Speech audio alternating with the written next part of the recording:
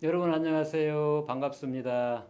지난 시간에 우리가 그 공부를 주역을 텍스트로 해서 어떻게 공부를 해야 되는지 그리고 그 원문이 한문으로 되어 있어서 그 한문을 대하기가 낯설고 어려운 느낌이 되는데 어떻게 해야 되는지 잠깐 살펴보았습니다. 근데 우리가 다시 한번 그 복습을 하고 가야 될 사항은 언어가 되었든 괴효가 되었든 또는 수를 통해서든 그건 우리의 도구라는 얘기죠.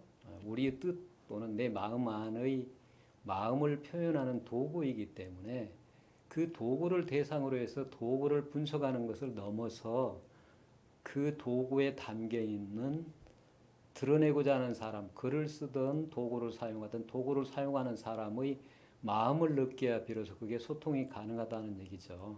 자, 그래서 우리가 한문이든 그게 어떤 도구이든 괴요이든 그것을 보면서 그 모습을 보고 그 모습을 통해서 떠오르는 이미지를 따라가지 말고 반대로 그 모습을 보는 나의 마음으로 들어오고 그 내 마음에서 일어나는 작용들을 넘어서 예를 들면 감각 지각을 하고 또 사고를 해서 분별을 하고 판단을 인지를 하고 거기에 대해서 의지작용을 내는 것과 같은 것에 또 끌려가지 말고 다시 그로부터 그러한 수많은 작용이 일어나는 본성이라고 말하는 좀 더 깊은 심층으로 들어가게 되면 그 자리는 바로 나와 남이 둘이 아닐 뿐만 아니라 나와 세계가 둘이 아닌 자리이기 때문에 그 자리에 이르러서 비로소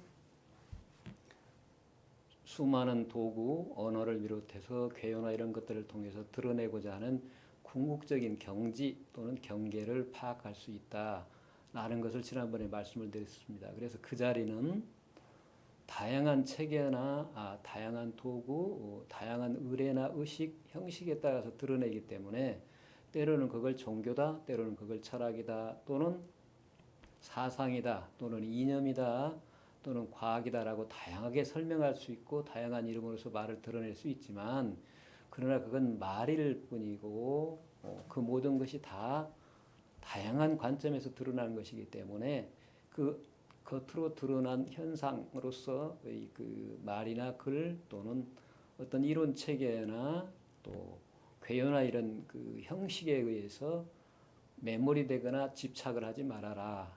그렇다면 이 수업을 통해서 드러내고자 하는 내용들을 이해하기 어려울 것이다. 그런 말씀을 드렸습니다. 자, 그런 점을 염두에 두고서 지난 시간에 이어서 충천건계의 그 삼요 효사와 소상에 대해서 말씀드리도록 하겠습니다.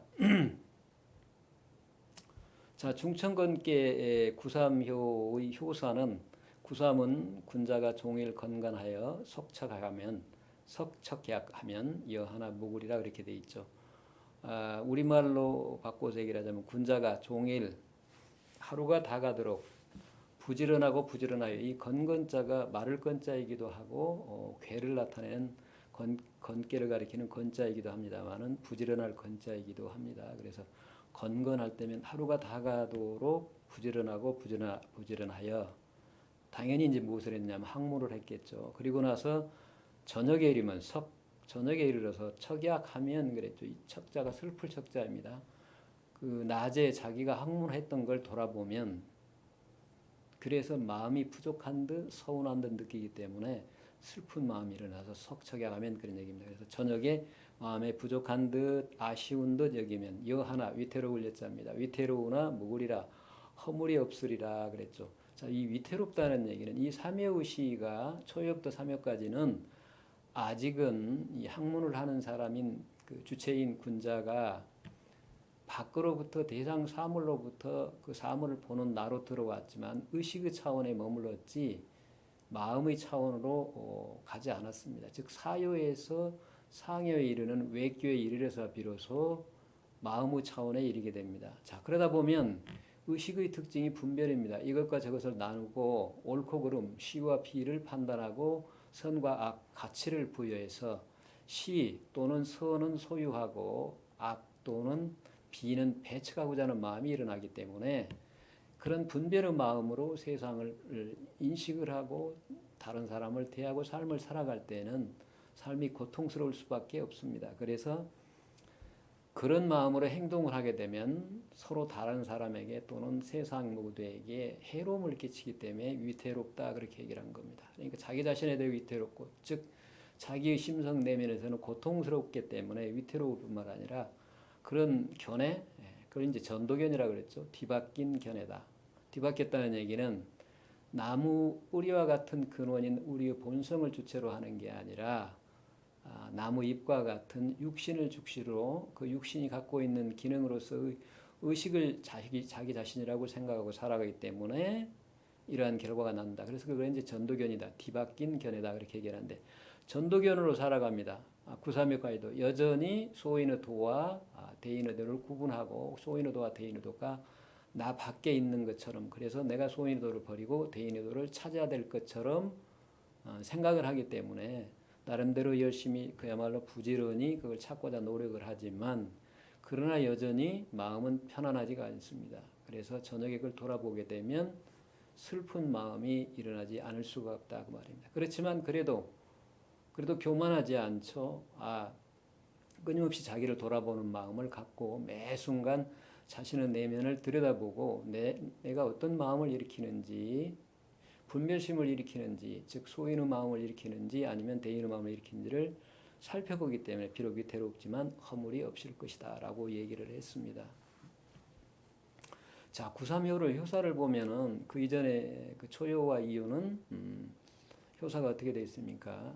잠용이니 물용이니라 그러죠. 물속에 있는 용이니 쓰지 말진이라 그랬고 이효에서는 혈용이니 나타난 용이 제전 밭에 있으니 이견대인이라 대인의 도를 깨달음이 이로우니라. 자, 이때 견이라는 얘기는 볼견자 의미도 있지만 눈으로 본다는 얘기가 아닙니다. 감각 지각을 한다 그런 얘기가 아니라 마음을 통해서 마음으로 드러나기 이전의 근원을 직관한다, 곧바로 본다 그런 의미입니다. 그러니까 이 견자가 일반적으로 얘기하는 깨달은다는 의미로 볼 수가 있습니다. 깨달은다는 얘기는 그 본래 사실은 잠에서 깨어난다는 그런 의미도 있어요. 깨달을 각자로 본다면 술 취한 상태에서 술이 깨어나거나 잠이 든 상태에서 깨어나는 현상들을 이제 각이라고 얘기하는데 그건 본래의 자신임에도 불구하고 자기 자신을 몰랐다가 어느 순간에 자신을 파악하는 현상을 각이라고 그럽니다. 그러니까 이거 볼견자라고 그랬지만 볼간자와 같은 의미로 이해를 하시면 됩니다. 앞에서 우리가 잠깐 쉬어가기 시간에 우리가 밖으로 향해서 일어나는 분별심을 멈추는 걸 지라고 그랬죠. 그리고 그런 현상이 일어날 때 완전히 멈추었을 때에 뭐를 느끼게 되느냐? 내 자기의 심층에서 작용으로 드러나는 매 순간 항상 작용하고 있는 걸 보게 됩니다. 그래 이제 볼관자 관이라고 그래요. 그러니까 지관을 함께 얘기하고 지관이 되면 지가 끝일지 분별하는 마음을 놔버릴 때 일어나는 현상이 마음이 흔들림이 없는 삼매라고 그런다면 그 관하는 것, 그 이어서 나타나는 현상이 바로 그게 지극하게 이루어질 때 동시에 관하면 뭐를 보게 되느냐? 지혜를 보게 된다. 지혜의 작용을 보게 된다. 이제 그렇게 얘기를 해요. 그래서 여러분들이 한때 베스트셀러 됐던 멈추면 비로소 보이는 것들이라는 책 제목이 바로 지관에서 나오는 거죠.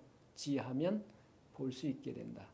즉 전도견을 멈추고 정견으로 보게 되면 지혜의 작용이 드러난다라는 의미로 이해할 수가 있습니다. 그래서 이제 그 관하는 게 바로 관해야 된다라고 얘기하는 게 이견 대인이라 대인을 봄이 이롭다 그렇게 얘기합니다. 그러면 실제로 대인을 보는 현상, 대인을 관한 현상, 대인을 자각하고 직관하고 느끼는 현상은 오요에 이르러서 비로소 일어납니다. 그래서 오요에서는 비룡이 즉 나는 용이 제천 하늘에 있으니 또다시 이견 대인이라 그랬지만 그때는 이제 나타난 현자로 본다면 이현 대인이라 그렇게 볼 수 있죠. 이견 대인하기도 좋습니다. 이미 지금 견대인이 이루어진 상태가 오요니까요. 어쨌든 이런 걸 볼 때 여기서는 아직은 내꾀이기 때문에 오요에 이르지 못했기 때문에 여하다 그렇게 설명을 한 겁니다. 자, 그래서 이제 소상에서는 뭐라고 그랬죠? 종일 근거는 반복도라고 그랬죠. 도를 반복한다. 자, 도가 내가 지금 여기 나를 떠나서 이루고 도달해야 될 그리고 쟁취해야 될 어떤 것이 아니라 지금 여기 나의 삶의 길이고 방법이고 프로세스 과정이다라고 얘기를 했죠. 그러니까 사실은 지금 내가 쓰고 있는 본래 모르지만 사실은 쓰고 있으면서도 모르지만 그 알고 있는 내 삶의 길을 끊임없이 반복한다. 그런 의미입니다. 자, 우리가 이제 지금 그 현상으로부터 근원을 찾아가는 방향에서 얘기를 하니까 내가 모르는 상태에서 뭔가를 알고 얻지 못한 상태에서 얻고자 하는 방향으로 생각을 하게 되는데 사실은 그것도 괴체의 측면에서 보면 괴효용의 모든 순간 초역부터 상유리까지 모두가 다 본래의 작용입니다. 즉 본성의 작용이 초유에서 입지로 드러나고 이유에서 의식의 차원이지만 육신, 마음과 다른 본성이라는 심층의 내면의 나가 있다라는 걸 아는 것도 바로 본성의 작용입니다. 그러니까 이 점이 다르죠. 어쨌든 본래는 내가 모른다고 생각했지만 실제로는 내가 알고 있으면서도 그걸 쓰는 걸 몰랐다. 이제 그런 의미가 이해를 할 수 있죠. 그래서 종일 근거는 반복도야라. 본래의 나로서 살아가는 삶을 반복하는 것이다. 그렇게 이해할 수도 있습니다. 다음에 이제 다음 현은 어떻게 되어 있습니까? 구사는 혹약 재연하면 무굴이라 그랬죠. 혹은 뛰고 그런 얘기를 뛸 약자입니다. 혹은 뛰고 재연 연못에 있다. 자, 연못에 있다는 얘기는 초요의 잠용, 물속에 잠긴 용을 얘기합니다. 그러니까 혹은 뛴다는 얘기가 즉 혹약이 바로 사욕의 내용입니다. 자, 용이 성장을 해서 하늘을 날기 이전에 하늘을 날기 위해서 하늘을 향해서 뛰어오르는 현상을 통해서 군자의 삶을 상징적으로 표현하고 있습니다. 그래서 이제 사요를 우리의 본성을 상징적으로 나타내는 개념이 뭐였죠? 용이라고 그랬죠. 그러니까 용을 중심으로 표현하면 양용이다 그럽니다. 뛸 약자. 뛰는 용이다. 사실 그러니까 본성의 측면에서 본다면 본성은 뛰는 게 없죠. 물속에 잠겨도 잠기는 게 없고 자, 지옥에 들어가도 지옥에 물들지 않는다 그런 얘기입니다. 본성을 일반적으로 그렇게 얘기합니다. 자, 그러니까 우리가 생사, 늙고 병들고 죽어간다. 나뭇잎과 같은 육신을 중심으로 해서 인간인 나를 보면 태어나고 늙고 병들고 죽어간다라고 생각을 하고 악을 하면 악에 오염이 되고 물든다라고 생각을 하지만 전혀 그렇지 않습니다. 지옥에 들어가도 지옥에 물들지 않고 천국에 들어가도 천국에 물들지 않는다 그런 얘기입니다. 시간과 공간을 그 어떤 것에도 영향을 받지 않는다라고 얘기할 수 있습니다. 그래서 혹약이니 그 양용이니 비룡이니 항용이니 하는 건 일종의 방편일 뿐이지 실제 그런 것은 아니다라는 걸 아셔야 됩니다. 자, 그러면 어쨌든 사요는 이제 네 개인 초요, 이요, 삼요까지는 다르다고 그랬죠. 사요에서는 비로소 바꿉니다. 어떻게 이제 용신법을 바꾸죠. 삼요까지는 나 밖에서 있는 것처럼 생각을 했죠. 내 밖에 도가 있고 나와 둘로 별개의 대인의 삶의 방법이 있다. 그걸 내가 찾아야 된다, 얻어야 된다, 깨달아야 된다라고 생각했던 거죠. 그러나 사요에서 이르면 그게 반대가 되는 거죠. 어떻게 해요? 지금 여기 나와 본래의 그 본성 또는 내가 깨달아야 될 본성 또 내가 살아가야 될 알아야 될 도가 둘이 아닙니다. 자, 그래서 중용에는 뭐라고 그랬죠? 도야자는 불가 수유리하니 가리면 비도야라 그랬죠. 자, 풀어서 말씀을 드리자면 그게 무슨 말이냐면요. 도라고 하는 것은 지금 여기 나와 한순간도 떨어질 수가 없다. 만약에 떨어질 수 있다면 그건 도가 아니다. 그런 얘기입니다.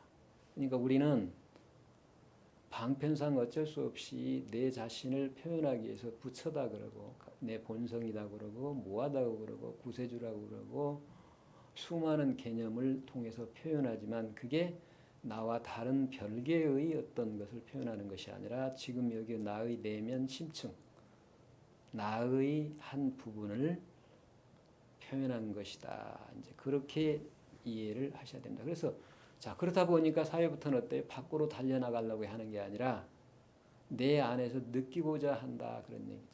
그걸 이제 구하고자 하는 마음을 놔버리고 찾고자 하는 마음을 쉰다 그렇게 얘기합니다.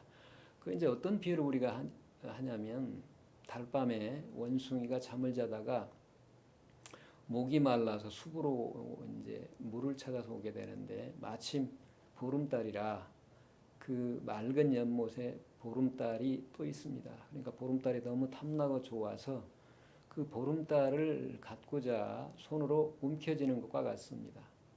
계속 움켜쥐고 마치 그 손 안에 달이 잡은 것처럼 생각하고 내가 소유를 하고자 위로 올리면 어떻습니까? 손가락 사이로 물이 쏟아지면서 달이 사라지죠.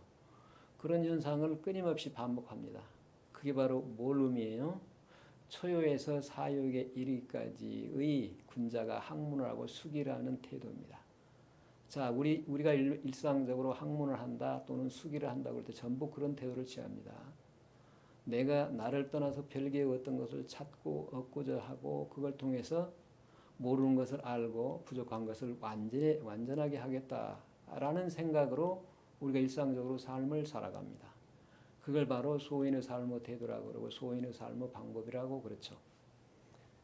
자, 그런데 이제 이 원숭이로 돌아가면요. 이 원숭이가 다시 너무 밤새도록 거의 이제 밤이 다 가도록 날이 새울 무렵까지 달을 건지려고 손을 움직이다 지쳐가지고 포기를 하죠.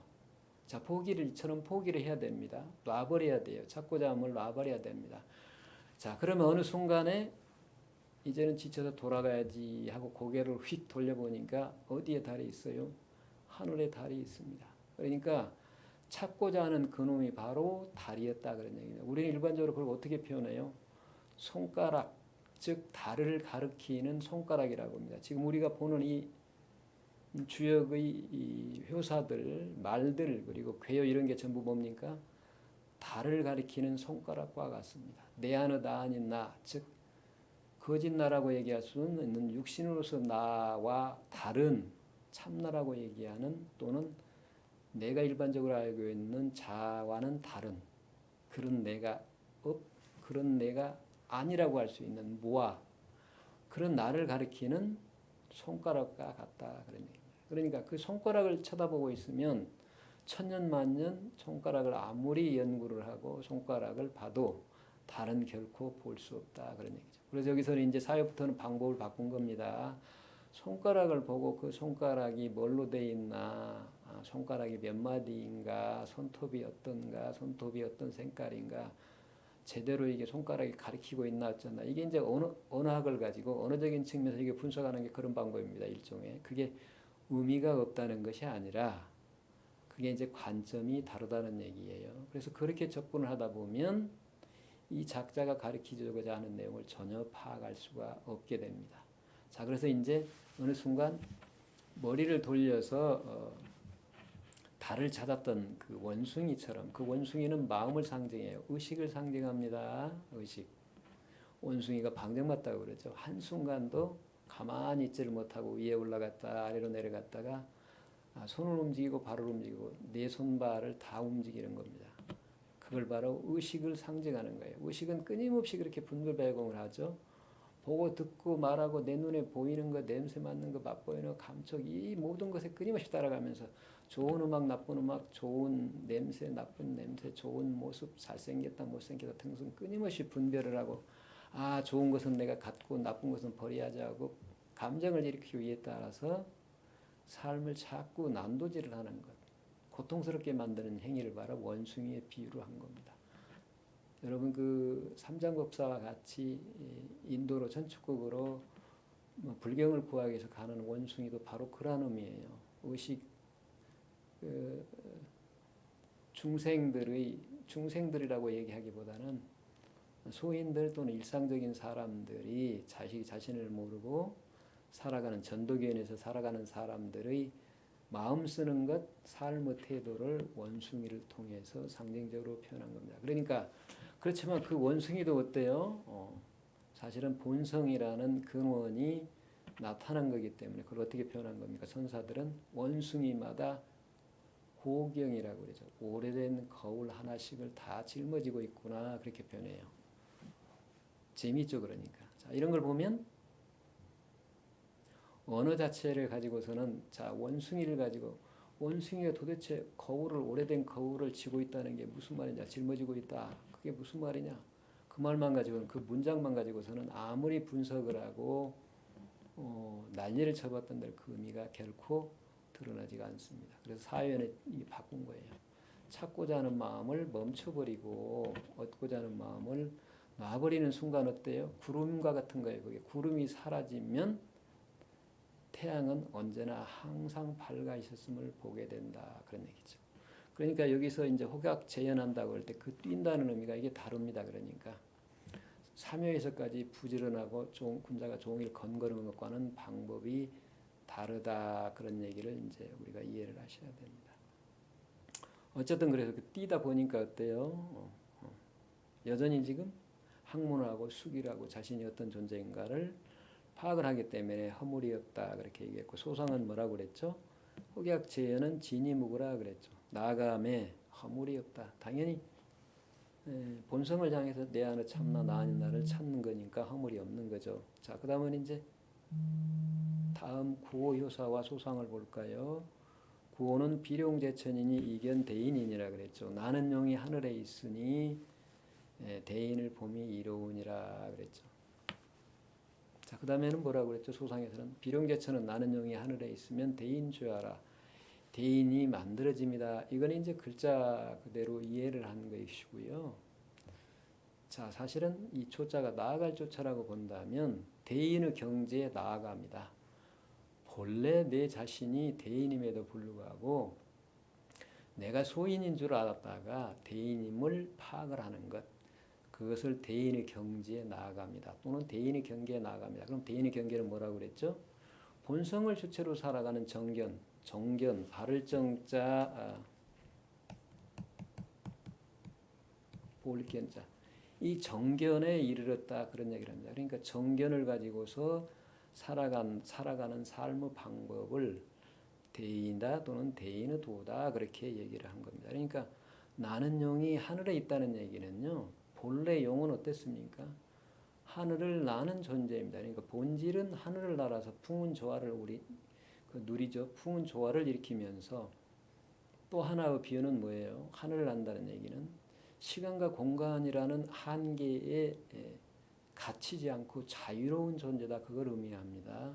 그러니까 천이 이제 시간을 가리키기 때문에 이 천이 시간을 가리키기 때문에 하늘을 나는 용이 하늘에 있다는 얘기. 나는 용이 하늘에 있다는 얘기는 시간상으로 자유롭다. 즉 영원하다 그런 얘기입니다. 영원하다. 그러니까 인간으로서 나는 본래부터 영원한 겁니다. 공간상으로도 있지 않은 곳이 없다. 그러니까 유다무다라고 할 수가 없다. 그런 얘기죠. 그래서 잠용이든 물속에 잠긴 용이든 어떤 용이든 사실은 본래부터 하늘에 있는 거죠.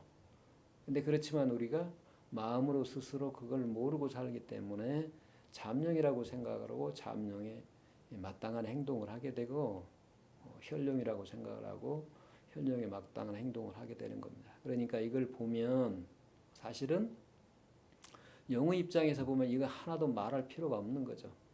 잠용이든 혈용이든 양용이든 군자용이든 삼용의 군자용이든 오요의 그 비룡이든 상용 항용이든 그냥 용일 뿐이에요. 여기는 용이란 말마다 붙일 수가 없고 아무런 견해를 붙일 수가 없습니다. 그러니까 선사들이 그런 얘기를 하잖아요. 말로 어떻게 표현할 수가 없고 생각으로도 사고로도 미칠 수가 없다. 언어도 단 심행첨예를 그런 얘기를 하는 게 그런 까닭입니다. 그러니까 우리가 언어를 사용하면 반드시 이것과 저것을 나누기 때문에 순과 역, 형이상과 형이와 도와 기, 성과 명을 얘기했지만 그게 둘이 아닙니다. 언제나 그 둘이 아닌 차원을 생각을 해야 됩니다. 그래서 순과 역이라는 개념이나 도와 기라는 개념, 성과 명이라는 개념에 얽매이면 안 된다라는 걸 끊임없이 말씀을 드리고 또 말씀을 드리고 강조를 했던 거죠. 자, 어쨌든 나는 용이 하늘에 있다는 얘기가 본래 자신으로 돌아왔다. 자신을 확인했다. 그 말이고 신법으로 뭐 어떻다는 얘기요? 매 순간 일어나는 마음이 마음이 예를 들면요. 우리가 새를 볼 때 우리가 기분이 좋으면 어때요? 새가 노래한다 그러죠. 자, 그런데 우리가 슬프거나 우울하고 애인으로부터 이별을 통보받았다라고 생각하면 어때요? 그때는 슬프죠. 그러면 하늘도 구름이 잔뜩 끼어서 슬프고 새도 운다고 그럴 겁니다. 근데 새는 울거나 노래하지는 않죠.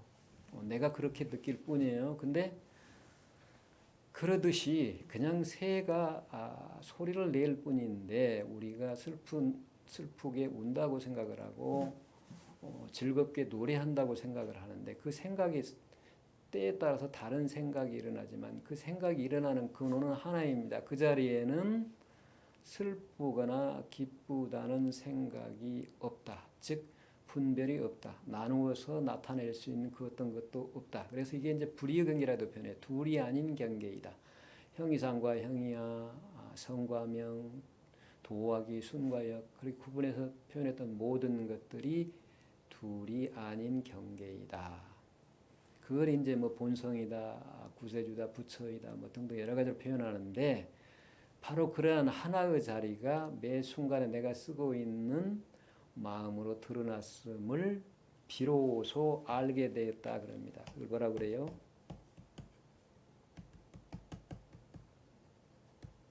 비로소 시 깨달을각 시각이라고 그럽니다. 그러니까 처음 알았다 그런 얘기죠. 자, 그런데 이게 처음 어느 순간에 몰랐다가 알았지만 사실은요. 본래 열매가 꽃으로 피고 씨가 심어서 꽃으로 피듯이 그것이 다시 열매로 피듯이 어느 순간에 내가 알았지만 사실은 이게 본래부터 안 겁니다.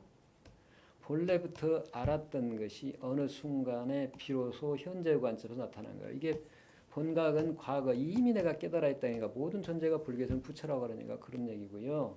시각이라고 할 때는 이게 현재의 관점에서 비로소 내가 드러났다는 얘기인데 사실은 과거 측면에서 보면 이제 각이라는 개념 과거 측면에서 보면 본각이지만 미래의 측면에서 보면 어떻습니까? 미래의 측면에서 보면 불각이잖아요. 불각. 지금은 내가 아직 깨달지 못했기 때문에 장차 깨달아야 된다는 생각을 우리가 이해를 해요. 그러니까 본각과 불각을 둘로 나누면 근데 시각을 중심으로 보면 어때요? 본래 깨달아 있음을 내가 시각 비로소 알았기 때문에 과거에 없던 것을 안 것이 아닙니다. 그러니까 그런 의미에서 뭐예요? 불각이라고 합니다. 그래서 본각과 불각, 깨달음과 깨달지 못함, 그리고 현재 비로소 깨달음이 둘이 아닙니다. 하나입니다. 그걸 뭐라 그래요? 일각이라고 합니다. 일각. 하나의 깨달음일 뿐이다. 그렇게 얘기를 하게 돼요. 자, 이제 이걸 알게 되는 게 바로 이현대인이라고 그렇게 얘기를 하는 겁니다. 대인을 드러냄이 이롭다 그럴 때는 벌써 여기는 이요와 오요가 하나임을 표현하기도 나타내기도 하는 거지만 사실은 상요에서 얘기를 하고 있는 겁니다. 상요로 넘어가면 이게 바로 그 대인의 삶을 살아가는 것이 본래의 인간의 삶의 방법이다라는 걸 파악하기 때문이죠. 그래서 상구효사에 이르게 되면 이제 상구는 항용이니 유행이라 그랬죠. 과항한 용이다 그럴 때 이건 이미 시간의 측면에서 얘기한 거예요. 때가 지나간 용이다 그런 얘기입니다. 그래서 때가 지나간 용이기 때문에 후회함이 있다 그런 얘기죠. 후회함이 있다. 자, 그런데 소상에서는 뭐라고 그랬죠? 항용유해는 과항한 용이 후회함이 있다는 것은 영불가구야요 그랬죠. 가득 차면 오래가지 못한다. 차면 어때요? 다리 차면 반드시 기울어져야 돼요. 되듯이 우리가 물건을 쓸 때는 어떻습니까? 물건을 담아서 썼으면 물건을 반드시 비워야 거기에 다시 담아 쓸 수가 있습니다. 똑같습니다. 마음도 그래요. 마음이 비워져야 그 비운 마음에 다른 걸 담을 수가 있어요. 즉 분별하는 작용을 벗어날 때 놔버리고 쉴 때 그 마음에 뭐가 담겨져요? 하나로 보는 마음 모든 것이 일체인 둘이 아닌 경계 즉 본성이 드러난 마음의 작용이 담겨진다. 그걸 뭐라고 그러죠? 아까 지관할 때 분별의 마음을 놔버리고 멈추면 비로소 드러나는 지혜 보이는 지혜 그래서 관, 볼관자 보면 지혜가 보인다, 나타난다, 드러난다. 그렇게 설명을 한 겁니다. 이게 전부 연관이 되어 있습니다. 그러면 왜 상구여 이러면 항룡이다, 시간이 때가 지났다고 표현하느냐. 이게 지금 상구여는 뭐하고 똑같냐면요. 내꾀의 그 초효와 같습니다. 초효와 같아요. 그래서 다시 지금 초효의 입장에서 얘기를 한 겁니다. 시간이 지났다면 어떻게 해야 돼요? 이 자리에 머물지 말아야 되죠. 이미 찼으면 비워야 되듯이 비운다는 얘기는 어디로 가야 돼요? 다시 초효로 가야 된다는 그 말입니다. 그러니까 이 자리에 머물지 말고 초효로 가야 되는데 상유에 그대로 머물러 있다라면 왜 그러겠어요? 자, 구호요에서 깨달았죠. 그 시공을 초월해 있는 영원한 나, 생사를 넘어서 있고 온 우주와 더불어 둘이 아닌 나, 완전한 나, 내면의 나를 깨달았을 때 그게 말입니다. 희열을 느낍니다. 그래서 공부할 때 학문하면 연락이 있습니다. 반드시 그 경지가 느껴질 때예요. 자, 그걸 느낀 사람은 아무것도 마치 허공처럼 뭘 필요로 하는, 내가 필요로 하면 구하고 얻어서 지식이나 재산이나 또는 지위나 명예를 통해서 그게 갖는 힘, 그 힘을 통해서 채워야 할 부족한 부분이 없는 완전한 존재임을 파악하게 됩니다. 그럴 때 어때요? 뭘 굳이 인위적이고 유의적으로 하려고 할 필요가 없습니다. 자, 그럴 때 비로소 어떻습니까? 오로지 베풀고자 하는 마음만 일어납니다. 모든 존재가 나와 둘이 아님을 알게 될 때. 그래서요, 상유의 이름은 어때요? 여기서는 바로 대인으로 살아가는 삶이 올바른 삶이다. 즉 이게 바를정자 목숨연자인데 정명이죠. 바른 생활이라 그 말입니다. 우리가 배웠던 초등학교 배웠던 바른 생활이 한문으로 하면 정명이에요. 이 바른 생활이 무엇인지를 깨닫게 됩니다. 인간으로서 살아가야 될 바른 삶, 인간다운 삶은 바로 본성을 주체로 살아가는 사람. 모든 존재가 둘이 아님을 알고 모든 존재가 둘이 아니게 살아가는 사람. 서로가 서로를 먹이고 서로가 서로를 살리고 서로가 서로를 새롭게 해주고 서로가 서로를 다양하게 해주는 삶. 그게 본래의 삶을 아는 겁니다. 그러니까 정명을 깨달았다. 그래서 이거를 달리 얘기하면 지천명이다 그렇게 얘기해요. 자, 하늘이 내려주는 뭐 명이 있다. 그리고 그 명령을 내려주는 하늘과 내가 있다. 그러면 이원론적이 되고 이게 실체적인 사고예요. 그러면 나는 하늘의 노예밖에 안 되렵니다. 이런 운명론적인 사고로 이걸 받아들여서는 안 됩니다. 과거에 그 유학자들은 많이 이런 사고를 했는데 그 무슨 의미가 있어? 그러면 그렇게 알아서 노예로 살아간다면 차라리 이런 놈 학문 뭐하러 합니까? 의미가 없죠. 그 신도 마찬가지예요. 제가 기독교에서 가끔 여러분 말씀을 드렸는데 사실은 성경을 우리가 성경 이전의 소스 성경이라는 오늘 우리가 볼 수 있는 편집된 경전의 그 자료가 되어 있던 그 사회 두루마기라는 데서 나오는 그러니까 편집자들에 의해서 편집이 안 돼 있던 그 소스 남은 부분들이 있습니다. 그걸 보면 도마복음이나 유마복음이나 뭐 이런 것들이 있죠. 유마가 아니라 유다복음. 제가 말을 좀 빨리 하다 보면 그 발음이 좀 어긋나는 경우도 지난 시간에도 3개가 화택 그 법화경에서는 3개 화택 3개가 불타는 집과 같다라고 얘기했는데 그게 왜 쓸구자를 생각했는데 순간적으로 고택이 나왔어요. 여러분들 그런 점을 좀 이해해 주시기 바랍니다. 아무튼 이거는 깊이 들어가면 도마복음이라 그런 데서 또 요한복음에도 그렇고 깊이 들어가 보면 어때요? 천국은 네 마음속에 있다고 그랬어요. 그럼 하나님도 천국 마음속에 있는 존재입니다. 내 마음 떠나서 밝혀지지 않는 존재라 그 말입니다. 그래서 대상적으로 공간적으로 천국이라는 공간이 있고 그 속에 존재하는 신이라는 나와 똑같은 어떤 시위를 점하는 사물 같은 신이 있다고 생각하면 그거는 가짜입니다. 그런 존재는 없는 거예요. 그 물건이지 신일 수가 없습니다. 그래서 여러분들이 그 착각을 하기 쉬워요. 천국을 간다고 표현일 뿐이지 천국이 지금 여기가 그대로 천국이에요.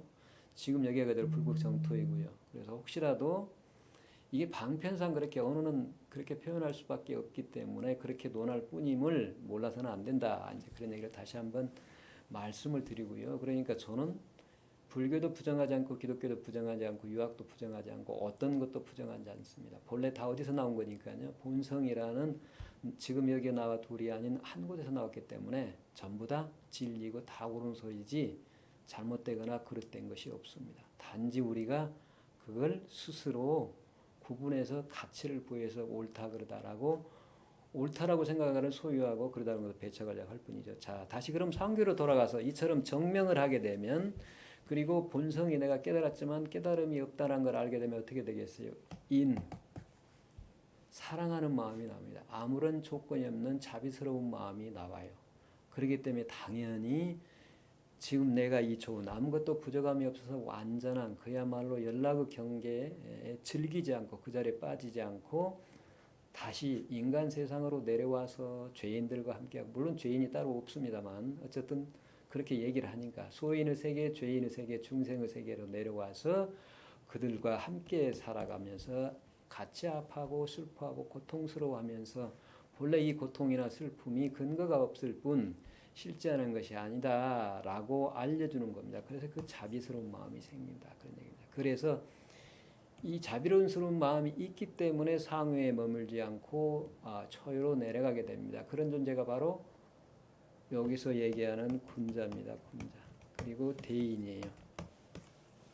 그러니까 비록 초유에서 상회까지 이르렀지만 상회에 머물지 않고 다시 초유로 내려가야 된다. 사실은 그래서 초유와 상유가 금동과 지말인 하나다 그랬죠. 그러니까 양자는 하나이기 때문에 비록 둘로 나눠서 얘기했지만 둘이라고 봐서는 안 된다 그럽니다. 그래서 초유로 다시 내려간다. 바로 의지 마음이 있기 때문입니다. 그래서 우리가 이제 앞으로 그 문헌을 살펴보겠지만 문헌이 전부 인여의지 사덕을 통해서 얘기를 하기 때문에 인과 지를, 즉 자비로움과 깨달음을 둘로 나눠서 보면 절대로 안 됩니다. 그래서 그 중국 불교나 한국 불교도 이제 비판을 하자면 그런 점이 있죠. 깨달음을 너무 강조하다 보니까 견정성불이라 본성을 깨달아서 부처를 이룬다라는 생각들을 하다 보니까 지금은 내가 그러면 부처가 아니라는 생각을 하게 되기 때문에 부처로서 삶 또는 보살로 삶을 살지를 않죠. 그래서 상구보리 하와중생이 대승의 모토인데도 불구하고 상구보리 위로 깨달으면 형상의 세계에서 도달해서 깨달음만 강조할 뿐이 형야의 세계로 내려와서 본래의 이 육신의 경계로 내려와서 중생과 함께 살아가는 하와중생, 중생을 사랑으로 제도하는 삶에 신경을 쓰지 않게 됩니다. 그러니까 자꾸 오늘날의 그 불교가 재가와 출가를 구분해서 출가자들, 세간의 출가자들과 자꾸 멀어지는 그런 상황에 초래가 되기 때문에 오늘날에 우리는 더더구나 이제 선진국이고 먹고 살 수 있는 그 어떤 외적인 환경이 자꾸 좋아지니까 더 이상은 종교에 의지하지 않으려고 합니다. 그래서 계속 지금 종교로부터 떠납니다. 그게 불교나 뭐 기독교나 어떤 종교나 마찬가지로 그럴 수밖에 없는 것이 그런 이유입니다. 그러니까 사실은 그런 부분들이 좀 그 우리가 심각하게 받아들여야 된다라고 말씀을 드릴 수 있고 유학도 마찬가지입니다. 이미 조선시대 성약으로서 유학이 오늘날 우리에게 구태연하게 그대로 있으면 아무런 의미가 없는 쓰레기에 불과합니다. 자, 그렇지만 본래 공자가 그분도 성인인데 당신이 그 몇천 년 전에 비록 말씀을 하셨지만 간곡하게 후세의 또 다른 자신이라고 볼 수 있는 오늘날 우리들을 위해서 자비스러운 마음으로 인으로 다양한 말씀을 하셨는데 그게 어찌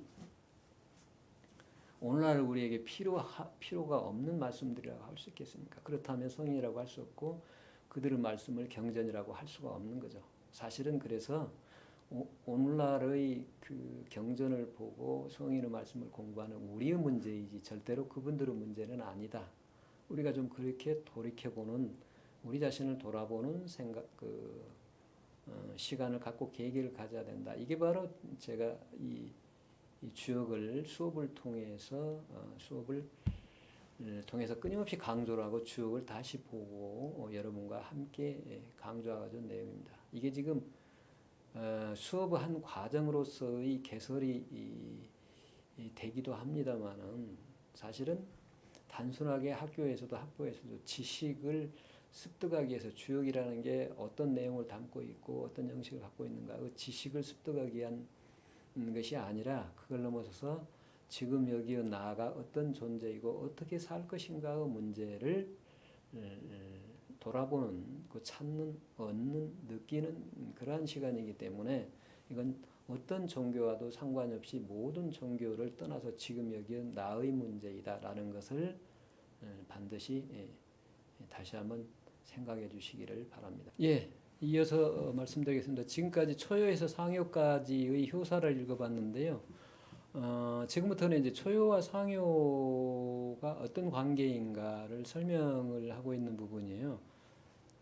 즉 우리가 그 초요에서 상요로 그 놓여 있는 위치로 직선이 6개가 다 위치가 다르기 때문에 첫 번째부터 6번째까지 다 위치가 다른기 때문에 그게 이제 둘로 이해를 할 수 있는데 둘이 아니다라는 걸 이제 표현하는 말이 있습니다. 그래서 용구는 구를 쓰면 견군용어되 문용을 보되 무수면 기랄이라 그랬거든요. 머리가 없으면 기랄 것이다. 머리가 없다는 얘기는 머리와 꼬리를 구분하지 않으면 기랄 것이다. 그런 얘기죠. 비록 이때 용은 그럼 뭐예요 또?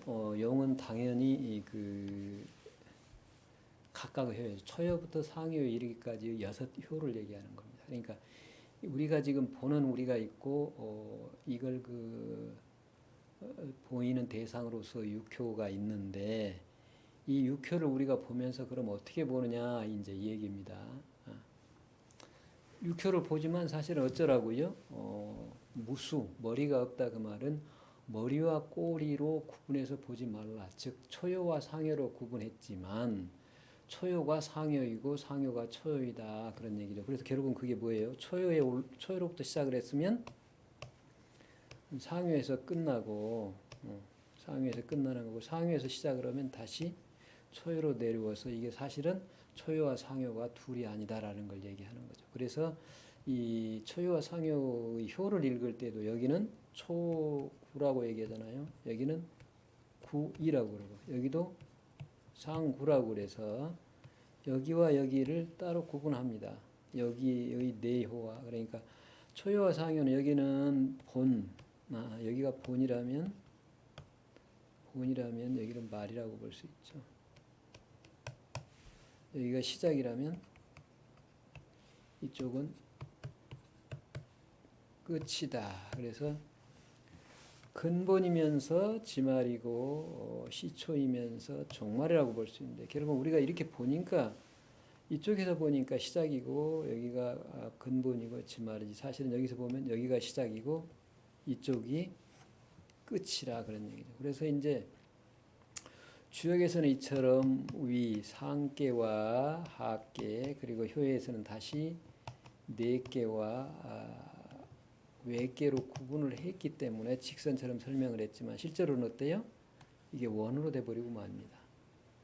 이렇게 여기서 시작해서 여기서 끝나고 다시 끝나게서 다시 시작해서 이렇게 된다. 그러니까 이 원을 중심으로 보면 시작도 없고 끝도 없고 이렇게 되는 거죠. 그래서 이 얘기를 하고 있는 겁니다.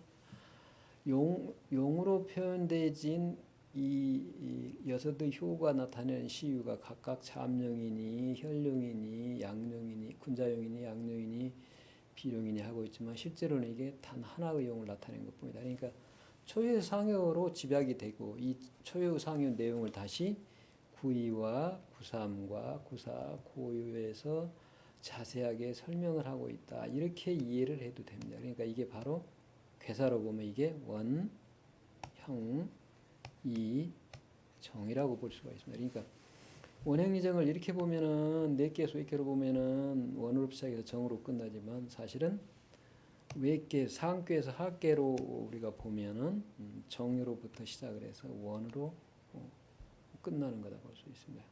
자, 이제 원형리정 자체로 보면 그렇게 볼 수 있죠. 원형리정 자체로 보면 이게 이렇게 보면은 원형리정이 밖으로 했다가 안으로 다시 이렇게 들어가서 성장하는 게 보지만 얘는 거꾸로 정을 멸하고 이를 멸하고 원을 멸하고 원으로 가는 그러니까 지로부터 정으로 가고 지로부터 인으로 가고 인으로부터 지로 가고 그렇게 서로 나눠서 볼 수도 있습니다. 자, 그래서 무수면 기라당의 얘기는 뭐냐? 육효 변화를 통해서 현상에서 드러나는 건 잠용이나 혈용이나 이렇게 바뀌지만 실제로는 그 바뀌지 않는 용을 봐야 된다. 하나 그런 얘기죠. 그게 바로 본성이다 그런 얘기죠. 그러니까 이 지금 중천근계에서 표현하고자 하는 나타내고자 하는 용은 용으로 여섯 시유에 따라서 변화하는 용을 나타내고 있지만 그 용은 머리와 꼬리가 없다. 머리가 없다는 얘기는 머리와 꼬리가 없다. 머리와 꼬리는 같이 상호 우열이 없다는 얘기입니다. 그 말은 곧 시작해서 끝나면 다시 새롭게 시작하고 시작해서 끝나면 다시 새롭게 시작하고 그래서 끝이 시작이 되고 시작이 끝이 된다 그런 얘기입니다. 그걸 이제 이걸 순역으로 보면 여기서 본다면 여기서 시작해서 여기서 끝나면 여기고 여기서 시작해서 여기서 끝나면 순이라고 말할 수 있지만 실제로는 어때요? 지금 시작하는 부분을 보니까 순역이라고 얘기하는 것뿐이지 완성의 측면에서 보면 순역이 또 달라지죠. 그래서 이걸 이제 정역에서는 순역을 도역이라고 나타냅니다.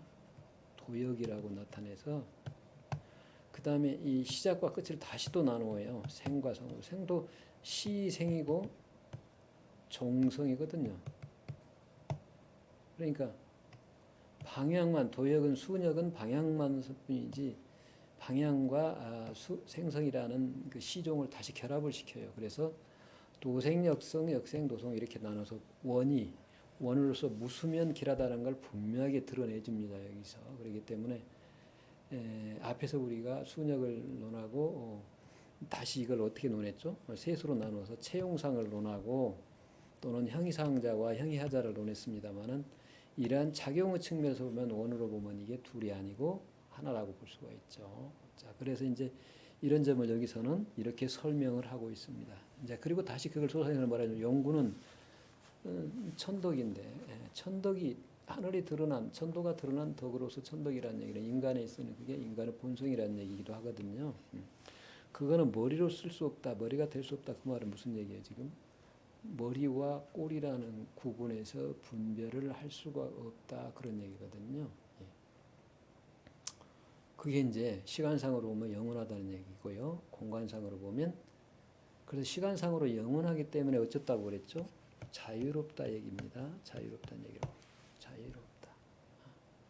공간상으로는 가치상으로 우열이 없다. 그러니까 평등하다.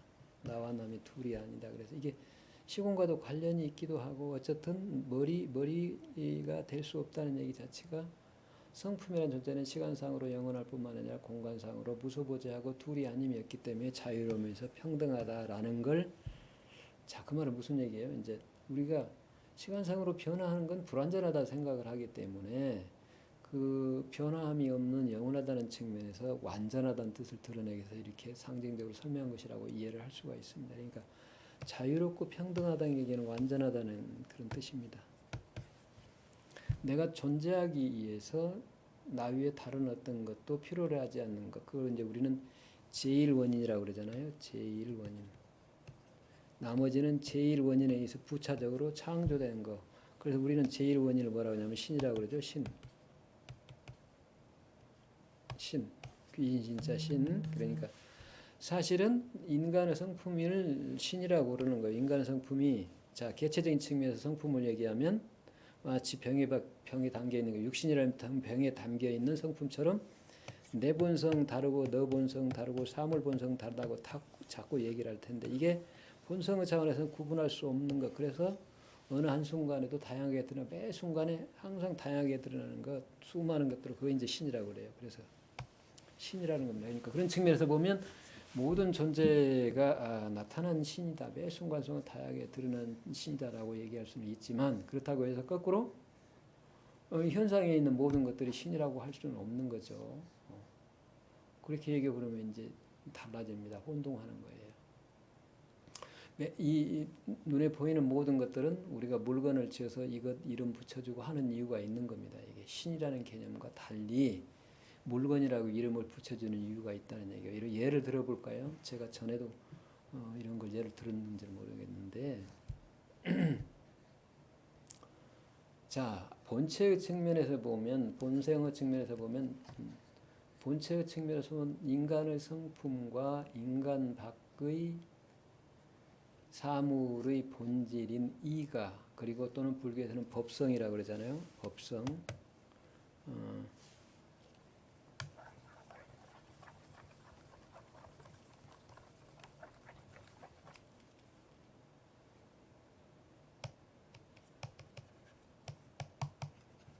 법성이고 인간은 나에게 쓴 성품을 자성이라고 그래요.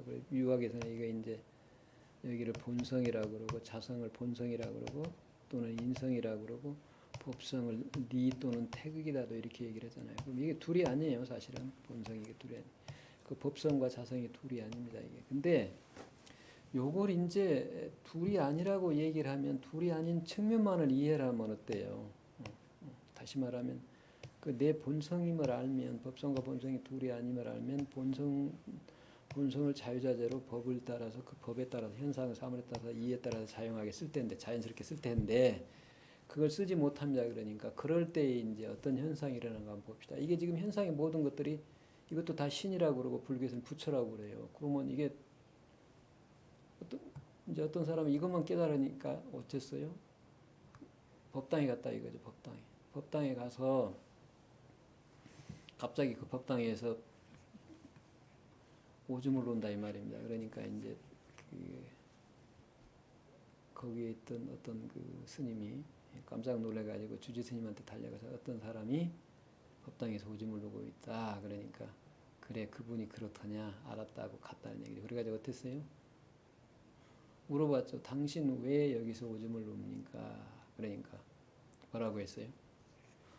아이 천하에 부처 아닌 곳이 없는데 모든 게 다 부처인데 어디다 오줌을 놓을 줄 몰라서 오줌을 눕니다. 부처 아닌 곳이 있으면 알려주십시오. 그러면 내가 그쪽에다 오줌을 놓겠습니다. 그랬다 이 말입니다. 그러니까 그 주지 스님이 어땠느냐? 그 사람 얼굴 향해서 가래침을 뱉었어요. 그러니까 왜 침을 뱉느냐 그러지? 아니 온 천하가 다 법당이고 온 천하가 다 부처인데 침으로 다 뱉을 곳이 없어서 당신 얼굴에 침을 뱉었다고 알려달라고 그랬죠. 그러니까 그 논리로 대갚아준 겁니다. 자, 현상의 측면에서는 분명히 법당이 집이 공간이 다르고 화장실이 있죠. 화장실에 가서 소변을 봐야지 소변을 보는 곳이 아닌데 가서 소변을 보는 것은 어리석은 거예요. 그러니까 그 본성의 차원에만 머물러 있으면 그게 하나의 그 나와 별개의 본성이라는 어떤 이치가 있는 것처럼 이제 그걸 내 밖의 객관적인 어떤 세계에 있는 것처럼 착각을 하기 때문에 그게 이제 그냥 의식으로만 그렇게 파악을 하는 겁니다. 만약에 그걸 진정으로 알았다면 어때요? 모든 존재를 이롭게 대할 겁니다. 부처로서 대해요. 그럼 부처로 대하는 방법이 뭐예요? 돈은 돈으로 대하고 돈으로 써줘야 되고 사람은 사람으로 대하고 동물은 동물로 대하고 식물은 식물로 대해야 되는 겁니다. 그게 이제 용을 잘해야 된다, 활용을 잘해야 된다 그런 얘기예요. 요게 차이입니다. 그러니까 본성의 문제는 어떤 것을 깨달았다는 생각에 머물러서 그걸 머물러 버리면 어때요? 활용을 못 하잖아요. 활용을 못 합니다. 이 똑같은 거예요 지금. 초요에서 시작이 돼서 상요에 이르렀을 때 그 상요에 오요에서 내가 누구인가를 알고 상요에서 내가 어떤 존재인가 어떻게 살아가는 것이 인간다운 삶인가를 파악을 했다고 그래서 그 파악했다 그러니까 그 자리는 완전한 자리라 아무것도 할 것이 없다라고 머물러 있으면 어떻게 돼요? 아까 그 법당에다 오줌 누르고 한 누군가 똑같이 된다. 어리석은 존재가 된다. 그러니까 거기서부터 놔버린다. 한 발 더 나아가서 다시 현상으로 내려와서 그것을 자유롭게 활용하면서 살아가야 된다. 그게 두 번째 단계입니다. 그럼 그걸 넘어서면 어때야 되겠어요? 활용하면서도 활용한다는 생각이 없어야 된다. 그게 세 번째 단계라고 볼 수가 있습니다. 그러니까 중천건계로 표현하는 내가 누구인지를 알고 나로 살아가는 것이 올바른 삶임을 아는 것은 첫 번째 단계라면 중지공계로 내려와서 매 순간 내 안의 본성을 지혜로 활용하면서 자비를 바탕으로 인을 바탕으로 해서 지혜롭게 쓰는 게 두 번째 단계라면 지금 아직도 여전히 둘로 나눠져 있는 거 그걸 넘어서야 되겠죠. 쓰데씀이 없는 거라면 이제 우리가 소위 말하는 중지공계와 중천공계로 나누기 이전의 태극이라고 볼 수 있고 하나인 겁니다. 태극. 그 자리로 가면 그게 어때요? 그 자리에서는 쓴다는 생각이 없다. 그러니까 그 자리 그러한 태극은 태극이 둘이 아닌 뭐가 황극이 둘이 아니고 그 황극과 모극이 둘이 아닌 경지에 이르는 존재다. 거기는 뭐라고 말을 하든 말을 해도 좋고 말을 안 해도 좋다. 말을 해도 자유롭고 말을 하지 않아도 자유롭다. 그런 상황이라고 볼 수가 있겠습니다. 자, 오늘은 여기까지 마치겠습니다. 수고 많았습니다.